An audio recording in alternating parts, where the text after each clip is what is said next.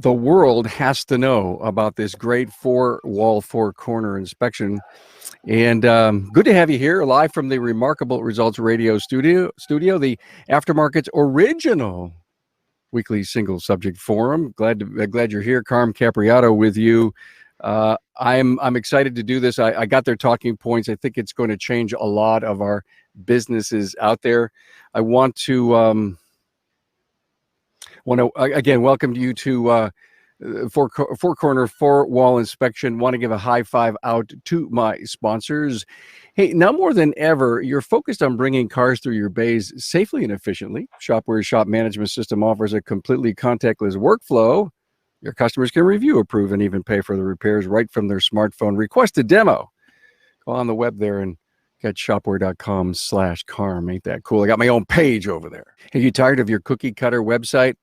It happens. It brings you new clients? Probably not. Well, let our friends at Shop Marketing Pros create a website that is as unique as your shop is. Tell the community about it.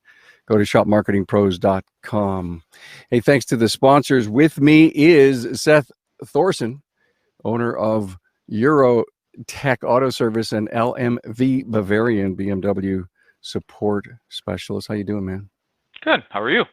I'm great. Good to have you here. And also Daniel Gravely, your district manager, EuroTech Auto Service. Hello, Daniel. Hello. First time on the show. Glad to have you. So here's the deal. You have an idea that you need to be sure that that your employees, your customers, the environment is up to a spec that you as the owner want it to be. And so you pick up the phone and you say, Daniel, this is Seth. Create an inspection and audit program for me. Is that how it worked? Pretty much. I'm the visionary in our company, and Daniel is a great integrator for those that have read Traction or Rocket Fuel. And I come up with all sorts of ideas, and some of them Daniel rolls his eyes at and throws away before I even get to them. But some of them he will take and run with, and it works generally really, really well. I said, here's my vision of what I want to accomplish so that we have better facilities. Here's the here's the points I want to hit. Now, Daniel, you go build a process and integrate this and make it happen. Is that how you recall it, Daniel? Almost identically, yes. And you did, it looks to me, one hell of a job.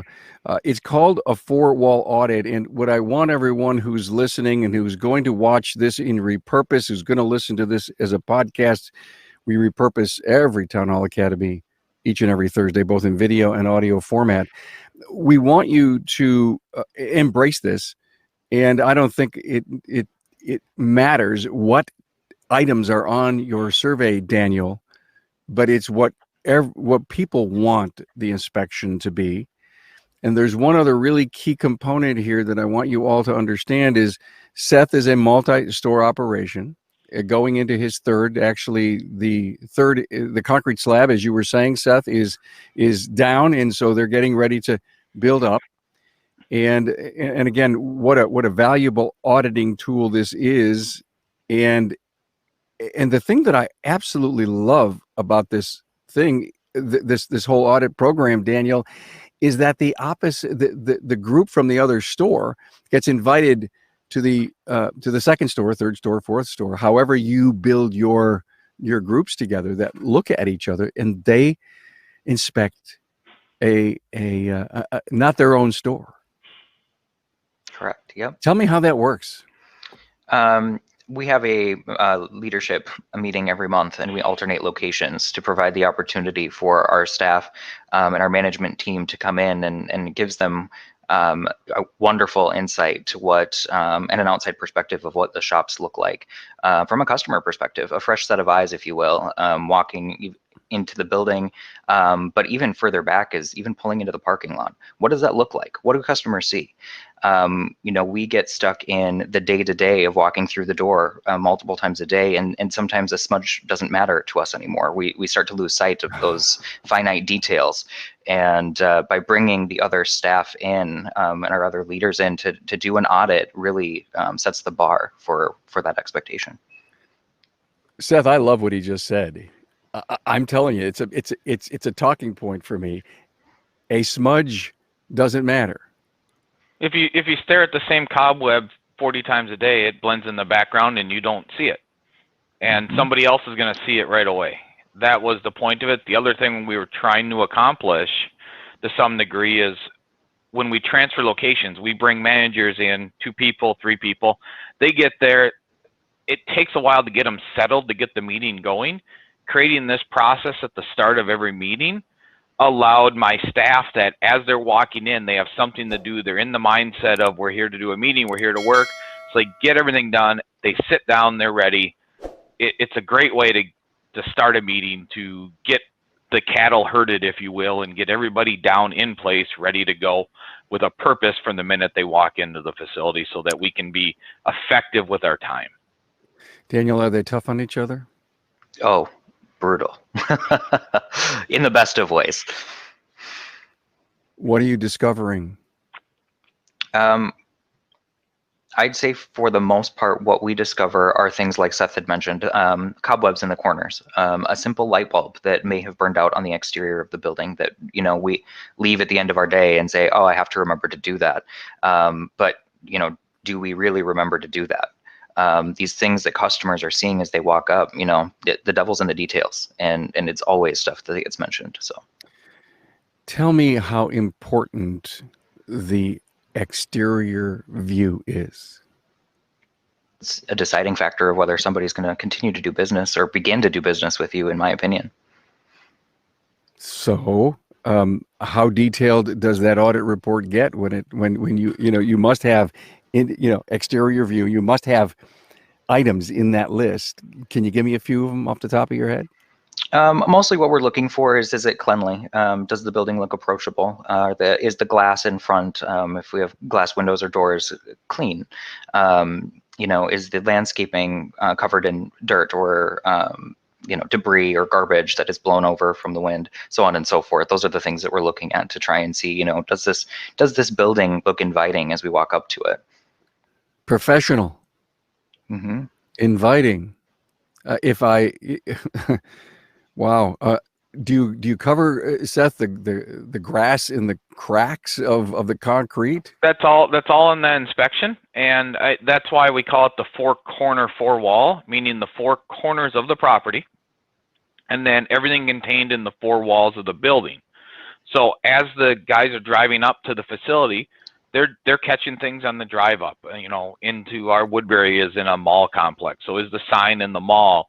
Is there something that maybe it isn't even our responsibility? Maybe it's a common areas thing, but do you see something in the common areas that can be brought to the landlord's attention? What are you seeing as you drive into the building? That is such a great point. When you have a building that can be traversed 360, ever go to a restaurant and see the grease pits out back and look at them and say, ooh, I'm not sure I want to eat there. that reminds me of the importance. We look too much at what our building looks like from almost 3 walls or 3 out exteriors, but we never think about the total back, where we would throw cores and rotors and our scrap metal. And for you, that doesn't exist.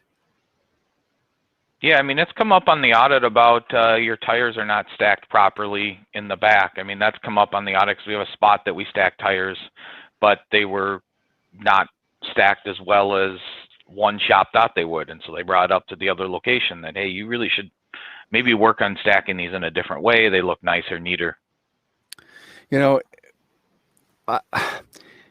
This is important to Seth Thorson, and Daniel built it, and he holds his team accountable for it.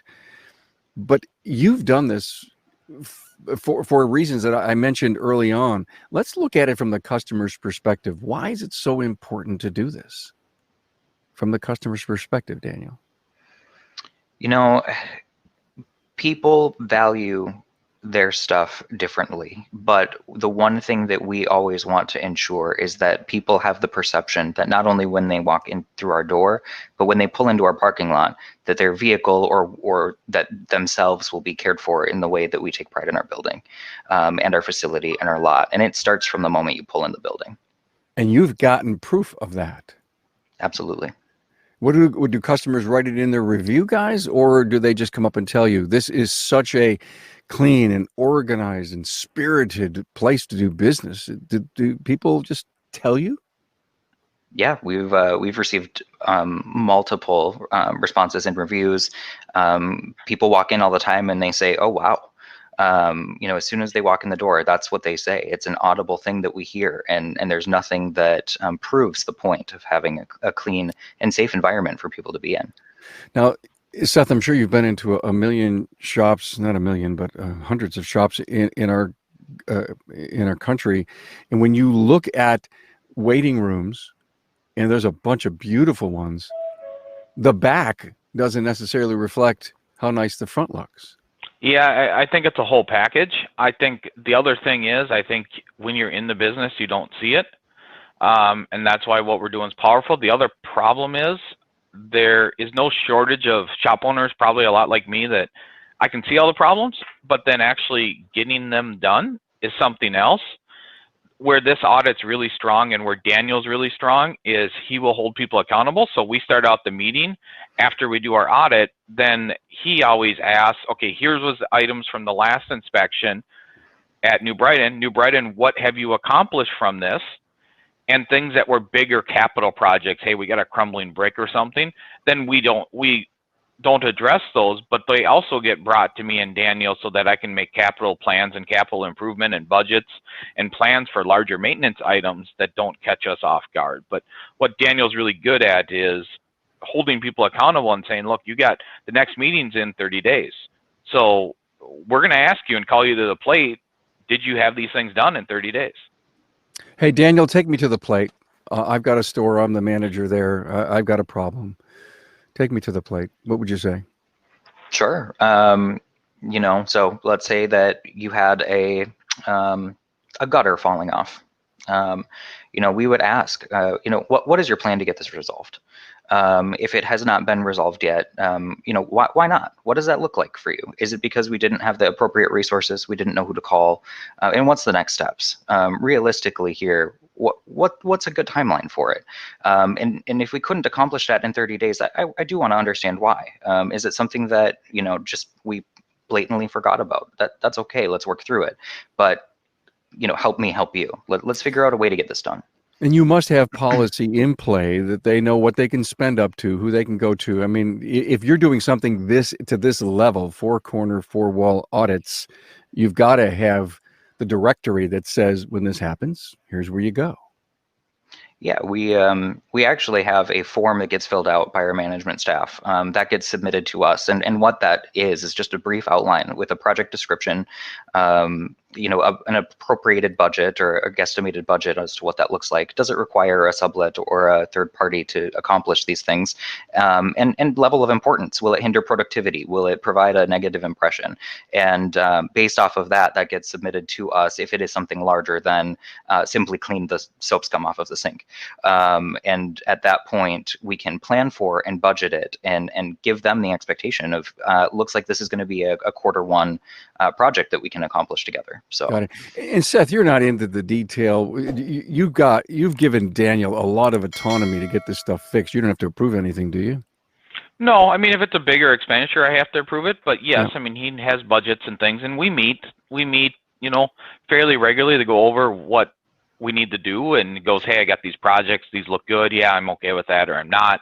Or, hey, we're really tight this month. We have some other expenditures coming out with the new store. Okay. We're going to push this to quarter 3. But then he just puts it on his list and stays on top of these guys and says, okay, but you better have it done by quarter 3 if the budget's approved. And the follow-up and accountability is the biggest factor. Anybody can do a program, but if you don't follow up and have accountability, it doesn't matter. It goes away. It's distilled. It's watered down. It doesn't have any impact. It's just noise. It's just talk. Mm-hmm. Yep.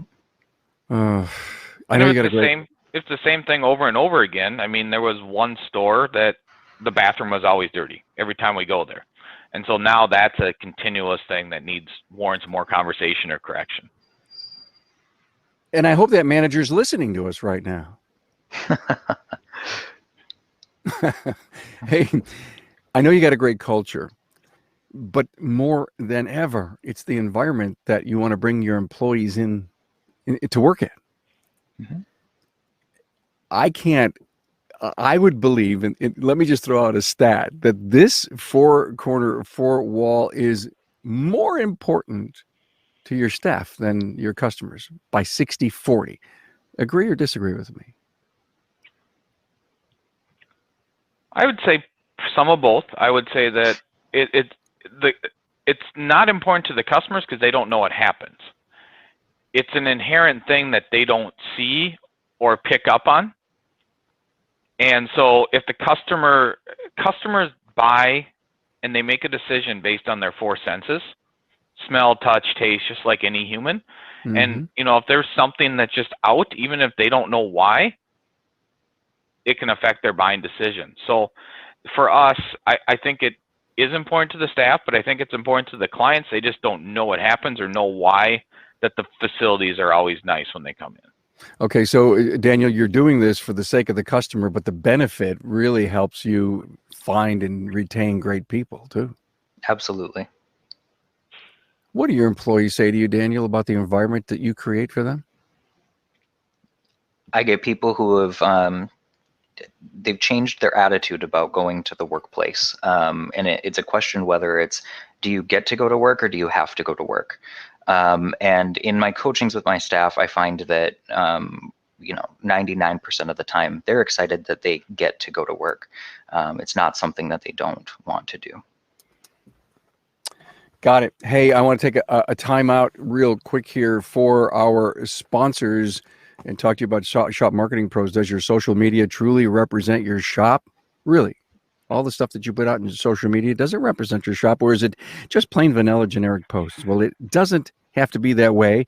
The experts at Shop Marketing Pros listen to create social content that connects you to your community. They're a boutique marketing company. That means they're small, and that means they care. Go to shopmarketingpros.com and stop spending time chasing your customers. Shopware's leading shop management system is helping shops like yours generate more profit per ticket with less time on the phone. Break away from your legacy system and implement a completely contactless workflow today. Get started at getshopware.com/Carm. Yeah, it's great to have our sponsors that continue to bring the Town Hall Academy to you each and every week. How do you pick, guys, how do you pick who goes to the leadership meetings? You can't close down the business, am I right?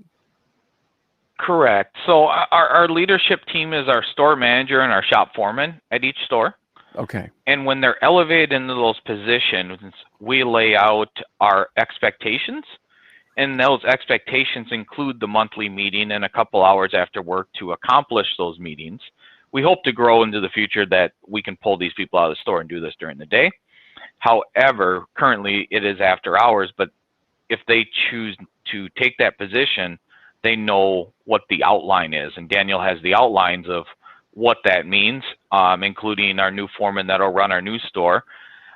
We are going to assign him all the books that our team has read and make sure he's caught up on everything that we've done. And that's part of when we hired him on, we talked to him about some of the things that need to happen to be in that role. Great point. Let's do a little how thing for our audience. How?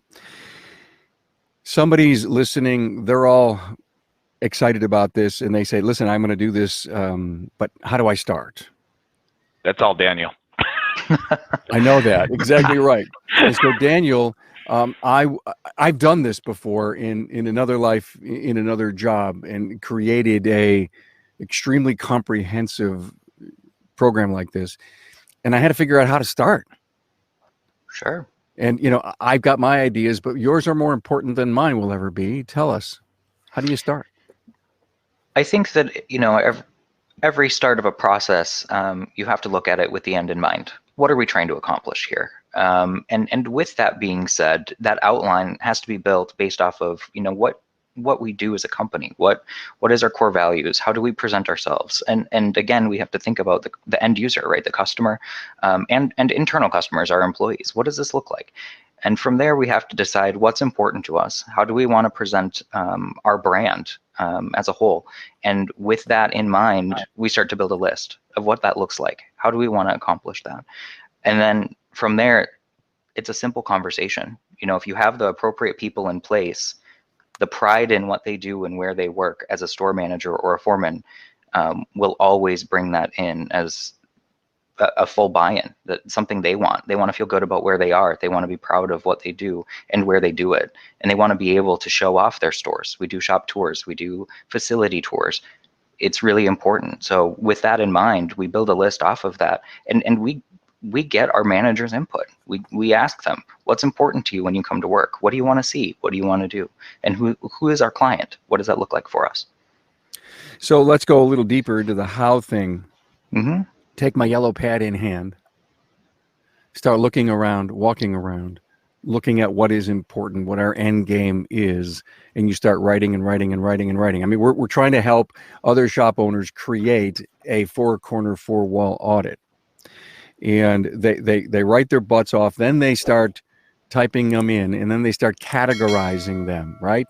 Lobby, counter, I'm sure bays, parts room, whatever, and each of them have certain criteria that you're looking for? Yeah, I would say that it's, you know, it's not so much that we have a specific measurable thing that we look at in every shop, but you know, the idea behind it is, as a customer may not be walking around with a pen and paper to grade it, but if they notice something is off, out of place, is there a napkin on the floor? You know, if that's the case, if you see something, do something, right? Pick it up, throw it in the garbage. But the opportunities we have within that, yes, it's the chance for somebody to see with their eyes that things are as they should appear. I see. So I think we may have a disjoint here, because I'm thinking that your four-corner, four-wall is a document with some check boxes. Is it or not? No. Aha! You just broke the code for me. We did not want it to be that rigid, because this is a 5 to 10 minute. This is a 5 to 10 minute. Do a quick audit, because we want to see problems and then get your butt in the seats so that we can continue on to our meeting.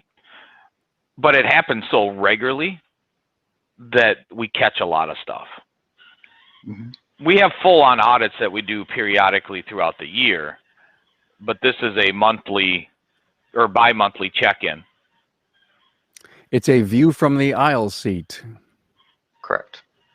Checking it out. So when you say you have some completes, are those the checklists, Seth? Yes, the to-do list that Daniel maintains would be the checklist of items to do. But no, a complete audit, yes. Those have full-on checklists. Now, would you guys recommend something like that to start in an organization that's trying to build their stronger environment and their customer perspectives, improve that? My point is that would you have that level of detail? The counter is clean. There's no dust. That the beverage thing is right. That the rug is vacuumed or the floor is swept. That's in our store manager's SOP. So each store has that standard operating procedure that Daniel's written out for them, and that gets turned in. I don't even know anymore. Is that monthly, Daniel? They're turning that into you, or? Yes, we do a month-end audit on what's needed and what that looks like. Okay, so you're trying to make sure that the image, the cleanliness, the organization of the facility is in check in an SOP based on the responsibility of the manager. The manager knows, when I come to work for you guys, these are the minimum requirements. Now, with that all said, the 5 to 10 minute quick view, four-wall, four-corner audit from their peers helps lock that in place almost. Yes. I got it. I like it. So I mean, the guideline of the rough guideline that they got when we started this is drive up. What do you see? Drive up. Walk around the exterior of all the building, the four corners of the property. Walk in the building. and you start in the front of the building, you start in the front of the house, you do the bathrooms, you do everything in the front of the house, then you go into the shop, and you hit all 4 corners inside the shop. So there's a layout, but they're just looking for things that they see. Well, you got a fan out there. Hats off to Seth and his team. I'm always in awe of how he's building his shop's teams and, most importantly, his success. Fortunate to talk and share with him regularly. And we don't know who that was because they didn't get their name in that one link. I'm pretty darn impressed with, now that I know a little bit more on how you guys are doing it, and I think this is not difficult at all to do inside of any organization. I guess the ownership has to make the commitment to want to do it. I mean, not everyone needs a Daniel, Seth, right? Not everybody, but it certainly makes it easier. But yeah, I mean, it depends on how accountable you can hold yourself, right? You can say you want to do a program, but if you don't follow up and make it happen, or assign somebody to make it happen, then, I always tell you, there's no shortage of ideas, there's a shortage of execution. And if you don't execute on your ideas, it doesn't matter. Boy, isn't that the truth? I mean, I don't know, how long is your to-do list, Daniel? There is no end. You have one like me. Is it electronic or is it on paper? Oh, definitely electronic. And what software do you use? I use a couple. I use my notepad on my phone, and then I use an app actually to help keep me organized and set reminders for myself. Would you share that app with the audience? Remember the We milk. all want to grow up and be Daniel Gravely someday. I'm currently using Remember the Milk is one of my apps that I use. Remember the Milk. Yeah, I've heard of that. Yeah. I've never tried that one. I have tried so many in the past, using for 2 or 3 weeks, Seth, and then all of a sudden I can't fall into the routine. And I'm into heavily now, and I've continued to use it for months, is Microsoft To Do, by the way. And it's wherever I go on a smart device, my to-do list stares me in the eyes. So that's the beauty of having it synced everywhere. Hey, one final hello to our sponsors. Wow your customers. Don't forget, Shopware wants you to wow your customers while keeping your distance. We're still in this distance mode, everyone. It's amazing to think that they've even shut down my corner of the world. They've even tightened it up more. So you've got to stay 6 feet apart, and Shopware's innovative technology will help you move cars through safely and efficiently. Completely digital workflow allows customers to review, approve, and pay for repairs all in one place. Hey, request a demo at getshopware.com. Has your marketing company sharing the same vanilla social media posts for you that they do for every other shop? Well, that's not how Shop Marketing Pros does business. They believe each shop is unique with its own story. Contact them today, shopmarketingpros.com. Hey guys, this was very good. It's a powerful yet short topic. We don't have to go on for an hour because I think we in about a half hour here we got the essence of what this is all about. And I learned an awful lot. I appreciate that. And let's just go through and do any final words. I mean, remember, we're out there trying to motivate and share to the rest of the industry the value of what these audits are about. And remember, here's what I learned. Your 4-corner 4-wall audit is a quick view from your leadership team into a peer's facility. But you also have an in-depth responsibility for each manager to conform to. Any final words, Daniel? I think you hit the nail on the head. I mean, that's the ultimate goal, is making sure everybody has a safe and clean place to not only work, but to come and do business with. And it's a level of respect that we hold not only for ourselves, but for our customers. And we more and more. Thank you. We released an episode today, by the way, a dealership technician who came over to an independent. He worked at the dealership for 14 years and listened to his discussion as to why he did what he did. And one of the things, and I'm not sure it made the podcast, but when I was speaking to him offline, is that it was a great environment, a good team, and a good family. And you create that with good systems and good processes and holding people accountable to not only culture, but environment. It's more important than ever. And Seth, you're on the cutting edge of that. So any final words for our audience, man?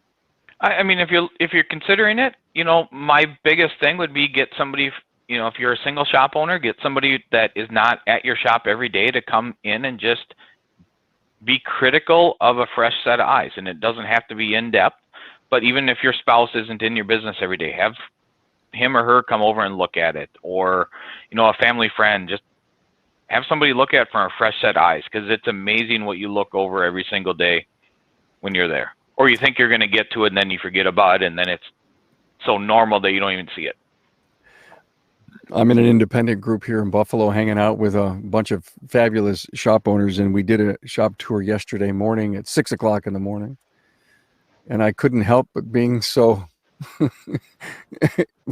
hey, what about this, and what about this, and what about this? And I realized at the end that, wow, I really overstepped my bounds. So be careful if you invite someone that you're really close to. You have to accept their comments and observations. But it's a great idea. And one day I'll tell the story of my gallon of paint. And we didn't get a chance to do it here. So thank you so much, Seth Thorson from EuroTech Auto Service and LMV Bavarian BMW support. And his number one guy, his district manager, Daniel Gravely, who makes Scott so damn successful. Thanks for being here, guys. Yeah, thank you. Thanks for having us. Thanks for having us.